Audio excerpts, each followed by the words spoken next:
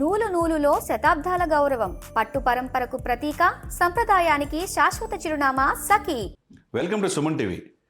హఠాత్తుగా ఆంధ్రప్రదేశ్ ముఖ్యమంత్రి deputy chief minister సమావేశం. పవన్ కళ్యాణ్ గారు స్వయంగా చంద్రబాబు నాయుడు గారి ఇంటికి వెళ్ళే సమావేశం నిన్న జరిగింది. అందరూ కూడా ఆశ్చర్యపోతూ ఉన్నారు. ఎందుకంటే ఒకవైపు హనుమాన్ అని కార్యక్రమం అటవీ శాఖలో చేసి రాష్ట్ర వ్యాప్తంగా వెహికల్స్ కూడా ప్రారంభించారు. వన్యప్రాణుల సంరక్షణ కోసం అనేక కొత్త స్కీమ్స్ తీసుకొచ్చి దేశానికి ఆదర్శమయ్యారు. మరి ఇదే సమయంలో చంద్రబాబు నాయుడు గారిని ఉప ముఖ్యమంత్రి గారు కలవటం ఏంటి? సార్, యాక్చువల్గా ఈ యొక్క కార్యక్రమానికి మంగళగిరి నియోజకవర్గ పరిధిలో ఉంది కాబట్టి, అక్కడ ఏపీఎస్పీ బెటాలియన్లో జరిగింది కాబట్టి లోకేష్ గారు వస్తారు అనుకున్నారు. లోకేష్ గారు రాకపోవటానికి కారణం ఏంటి అనేది అనుమానాలు చాలామంది నోట వినపడుతున్నమాట. ఏదేమైనా కానీ ఒకవైపు అసెంబ్లీ సమావేశాలు జరుగుతున్నాయి ఇప్పుడు. మరి ఒకవైపు ప్రభుత్వం మీద ముక్కుముడిగా లడ్డు విషయంలో దాడులు జరుగుతూ ఉన్నాయి. మరి దీని మీద, లేకపోతే రాజ్యసభ సభ్యుల్లో జనసేనకి ఇవ్వాల్సిన పాత్ర మీద, మొత్తానికి చాలా విషయాలు చంద్రబాబు నాయుడు గారి, పవన్ కళ్యాణ్ గారి పట్ల జరిగినట్టుగా తెలుస్తూ ఉన్నది. మరి అది ఏ విధంగా జరిగింది అనేది ఒకసారి మూలాల్లోకి వెళ్తే కనుక, నిన్న జరిగిన ఈ సమావేశం ఒక రకంగా చాలా సీక్రెట్ సమావేశంగానే మనం చెప్పుకోవాలి. ఎందుకంటే కూటమితో మిత్రధర్మం ప్రకారం అధికారంలో భాగస్వామి అయ్యారు. ఇచ్చిపుచ్చుకున్న ధోరణిలో పదవుల్లో కూడా ఆ విధంగా ఉంది. కొంతమేరకు ఇంకా జనసేనకి న్యాయం జరగలేదు అనేది వినపడుతున్నమాట.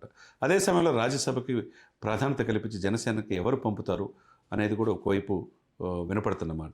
ఏదేమైనా ముఖ్యంగా ఆంధ్రప్రదేశ్లో ఇప్పుడున్న పరిస్థితి, వైసీపీ లడ్డు విషయంలో చేస్తున్న ఆరోపణలు కావచ్చు, తర్వాత జల్ జీవన్ మిషన్ కావచ్చు, తర్వాత గ్రామీణాభివృద్ధిలో ఆంధ్రప్రదేశ్ పరిస్థితి, తర్వాత జల్ జీవన్ మిషన్ ద్వారా ఉభయ రాష్ట్రాలకి 68 లక్షల మంచినీరు అందించడం, ప్రతి ఇంటికి 55 లీటర్ల నీరు ఇచ్చే విధంగా ఈ స్కీమ్స్ అన్నీ కూడా తీసుకురావటం, అన్ని శాఖల్లో ఒక పారదర్శకంగా పాలించడం ఏ విధంగా అనే పాయింట్ ఆఫ్ వ్యూలో చంద్రబాబు నాయుడు గారికి, పవన్ కళ్యాణ్ గారి పట్ల డిస్కషన్ జరిగిందని తెలుస్తుంది. ఎందుకంటే ఇప్పుడు తరచూ ఎమ్మెల్యేల మీద ఆరోపణలు జరుగుతుంది, ఆరోపణలు చేస్తున్నారు. అదేవిధంగా ప్రభుత్వం మీద ఎప్పుడు లేని విధంగా కొడాలి నాని కూడా ఎంటర్ అయ్యాడు.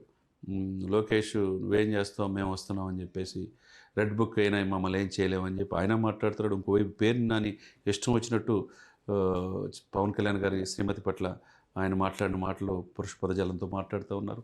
ఇంకోవైపు రోజా, అందరూ కూడా ఎప్పుడు లేని విధంగా అలర్ట్ అయినట్టుగా వైసీపీ మాజీ మంత్రులు కావచ్చు, మాజీ నాయకులు కావచ్చు కనపడుతూ ఉంది. ముఖ్యమంత్రి గారు అంటే ఎట్టి పరిస్థితుల్లో మేము మరలా వస్తామనేది నమ్మకాన్ని ప్రజల్లో కలిగించడానికి వైసీపీ ప్రయత్నం చేస్తుంది. కానీ అసెంబ్లీలో, శాసనమండలిలో మాత్రం వెళ్తున్నారు, అసెంబ్లీలో అడుగు పెడుతున్నా ముఖ్యమంత్రి గారు.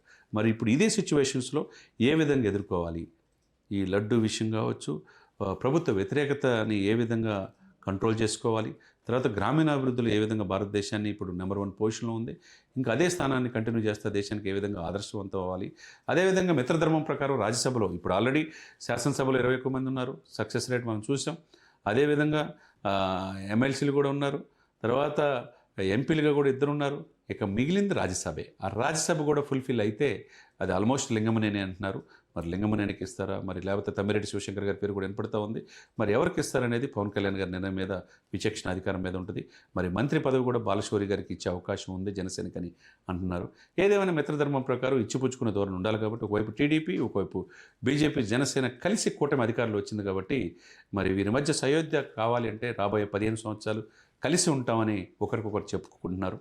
మరి ఎట్టి పరిస్థితులు మేము వస్తామని ఒకవైపు వైసీపీ చెప్తా ఉంది. మరి మిత్రధర్మం ప్రకారం ఒకరికొకరు ఇచ్చిపుచ్చుకునే దారిలో కావచ్చు, ఆయా నియోజకవర్గాల్లో పార్టీ స్ట్రెంథన్ చేసుకోవడానికి సభ్యత్వ నమోదు కూడా జనసేన చేపట్టింది.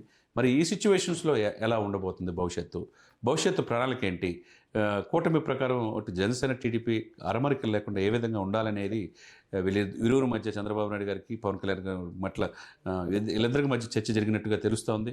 ఒకవైపు యుద్ధ వాతావరణం, తెలుగు రాష్ట్ర ప్రజలు కూడా గల్ఫ్ కంట్రీస్లో ఉన్నారు, ఉపాధి కోసం వెళ్ళిన వాళ్ళు, అటు ఇజ్రాయెల్లో ఉన్నారు, మరి పశ్చిమాసియా దేశాలు ఉన్నారు. వాళ్ళని ఏ విధంగా తీసుకురావాలని విదేశీ శాఖతో మాట్లాడడానికి అటు చంద్రబాబు నాయుడు గారు, పవన్ కళ్యాణ్ గారు సమాలోచనలు చేసినట్టుగా తెలుస్తూ ఉంది.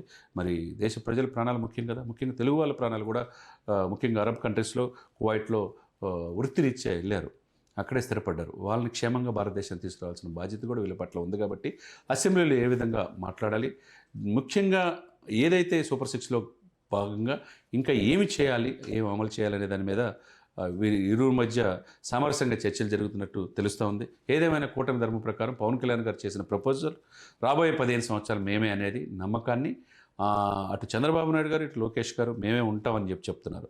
మేమే వస్తామని చెప్పేసి ఒకవైపు వైసీపీ చెప్తా ఉంది. మరి కాలమే నిర్ణయం ప్రజల చేతుల్లో ఉంటుంది.